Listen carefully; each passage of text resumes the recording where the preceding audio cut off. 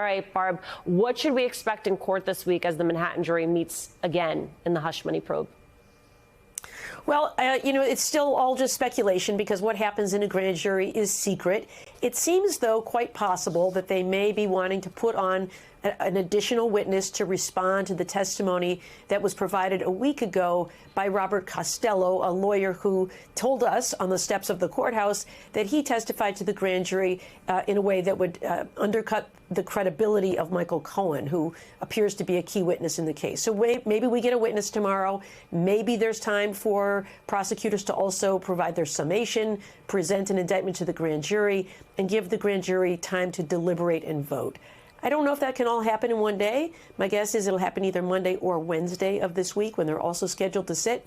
But of course, they could always decide not to indict, or for some reason, Alvin Bragg could pull back his indictment. But it seems like they're proceeding apace and that we might expect an indictment either Monday or Wednesday. And either way, all eyes are going to be on that courthouse. I mean, Hugo, you were following last night's rally. How did Trump respond to these investigations, and how did he specifically attack the investigators?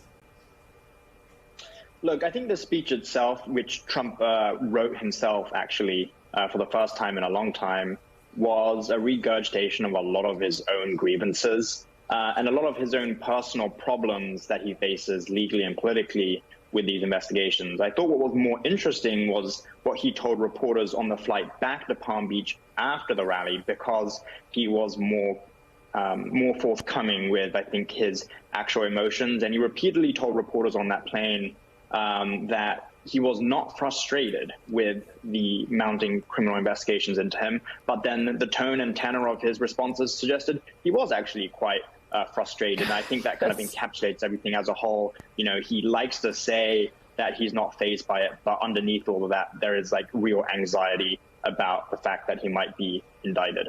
Yes, he's great. He's doing great. And that is very apparent in all of his answers about just how great it is that he is doing. I mean, Alencia, here's the thing that is interesting to me as a political observer, and I know it's interesting to you, which is that instead of speaking to the needs of voters, which is traditionally what one does out on the stump, Trump is instead focused on himself. No new ideas. A column for Politico magazine writes, quote, Trump's great success in 2016 was his ability to persuade tens of millions of Americans to see him as a stand-in for their own grievances and yearnings. Unlike the Trump of 2016, who shattered the policy orthodoxy of the GOP establishment and reshaped the party's ideology and his own image, the Trump of today contributes nothing new to the Republican agenda. I think there is a question, Alencia, of course, of whether or not there is even a Republican agenda without Trump. Sure, there's a question of where that leaves the Republican Party. I'd love to hear your thoughts on that. But I think the bigger question is where it leaves the country if you have one political party that's more committed to personality than to an actual cause.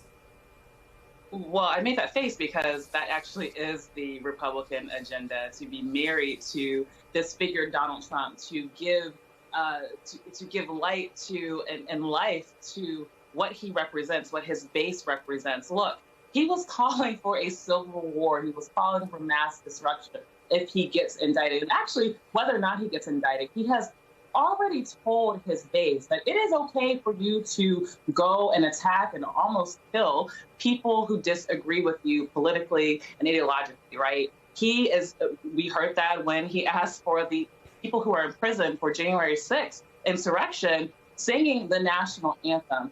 That is the Republican agenda, because the MAGA Republican Party has actually taken control of the Republican Party. And so it is really scary that Trump is getting this much attention from a base. It is really scary that the Republican Party, unfortunately, has put themselves in a position to where they have to follow, because he still has supporters that flew into Texas to go to this rally. He still has supporters who are going to protest if he is indicted.